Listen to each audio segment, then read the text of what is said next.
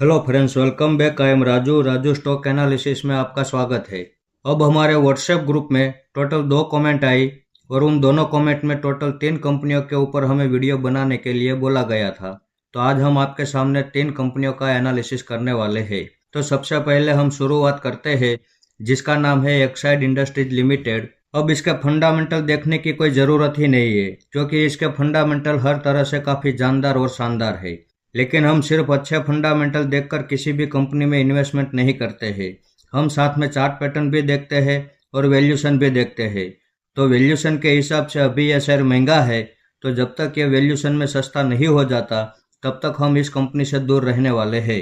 हाँ, जिस दिन ये वैल्यूशन में हमें सस्ता नज़र आएगा उस दिन हम इस कंपनी में भी इन्वेस्टमेंट करेंगे और उस दिन आपके सामने डिटेल से इसका वीडियो बना के आ जाएंगे।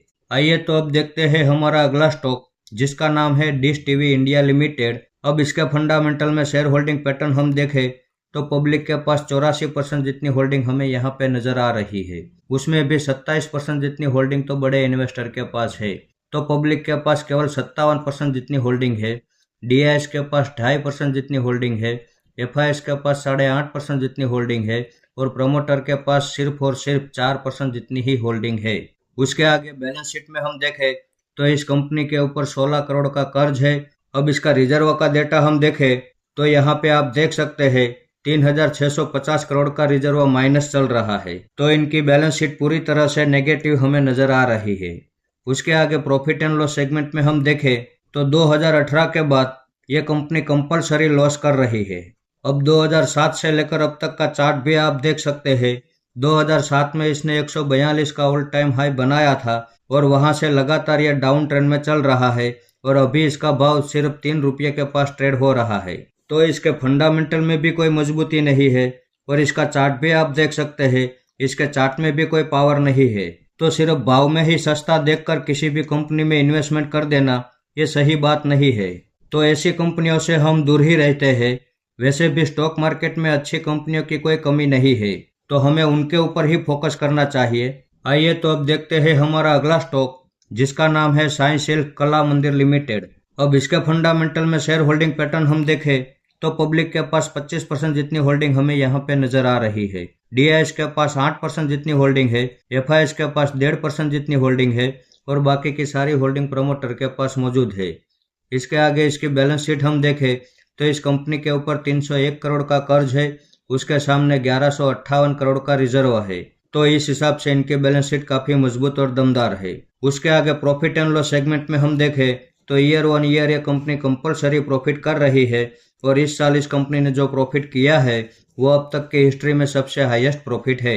साथ में यह कंपनी हमें डिविडेंड भी दे रही है।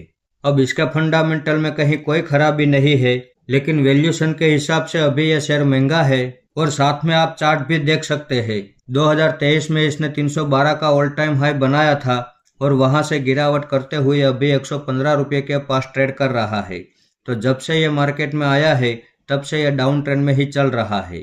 तो जब तक इसके चार्ट में स्टेबिलिटी नहीं आ जाते और जब तक इसके वैल्यूशन सस्ते नहीं हो जाते तब तक हम इस कंपनी से भी दूर रहने वाले हैं।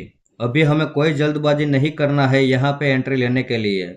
हमें ऐसी कंपनी में ही इन्वेस्टमेंट करना चाहिए जिसके फंडामेंटल अच्छे हो, वैल्यूशन सस्ते हो और चार्ट में स्टेबिलिटी के साथ साथ टेक्निकल पैटर्न चल रही हो। तो जब तक इसके चार्ट में स्टेबिलिटी के साथ साथ कोई टेक्निकल पैटर्न नहीं बन जाते और जब तक इसके वैल्यूशन सस्ते नहीं हो जाते तब तक हम इस कंपनी से दूर रहने वाले हैं। और जिस दिन इसका चार्ट में कोई स्टेबिलिटी के साथ साथ टेक्निकल पैटर्न बनती हुई हमें नजर आएगी और इसके वैल्यूशन हमें सस्ते नजर आएंगे, उस दिन हम इस कंपनी में भी इन्वेस्टमेंट करेंगे और उसी दिन आपके सामने डिटेल से इसका वीडियो बना के आ जाएंगे। तो इस वीडियो को आप मेरी ओर से बाइंग या सेलिंग के रिकमेंडेशन ना समझे। ये मेरा पर्सनल व्यू है जो मैं आपके सामने शेयर कर रहा हूँ। ऐसे ही अच्छे अच्छे टेक्निकल और फंडामेंटल वाले स्टॉक में आपके सामने लाता रहूँगा। आपने यहाँ तक मेरा वीडियो देखा उसके लिए आपका बहुत बहुत धन्यवाद।